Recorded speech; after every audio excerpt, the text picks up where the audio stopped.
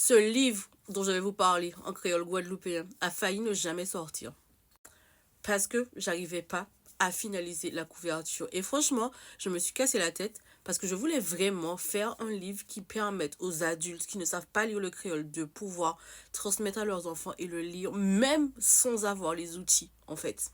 En vrai, je partais avec un projet qui était totalement incroyable parce que je voulais créer un livre qui soit à double lecture.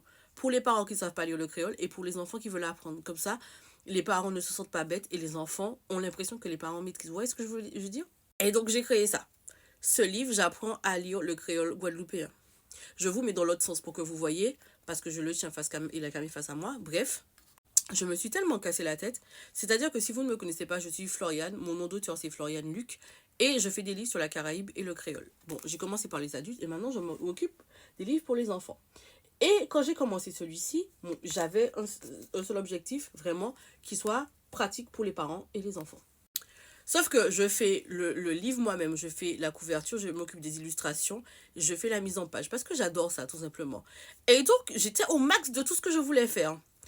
J'ai donc commencé par les couvertures et j'avais dit que j'allais en parler sur Instagram. Donc voilà, je fais la vidéo aujourd'hui et je vous montre à quoi ont ressemblé toutes les couvertures qui ont existé avant que ce livre n'existe. Donc la numéro 1, vraiment, j'étais absolument pas satisfaite. Je me suis dit, mais je peux pas faire ça. Mais au début, tu es obligé de faire quelque chose pour que ça ressemble à quelque chose. Ensuite, voilà la numéro 2. Franchement, c'était toujours pas ça. Ensuite, voilà, je vous mets les autres. Franchement, j'étais au bout de ma vie. Et je sais qu'il manquait juste un petit quelque chose quand j'étais arrivée là. Après, je me suis dit, vas-y, tu continues, continue, continue. Voilà, aujourd'hui, nous sommes à ça.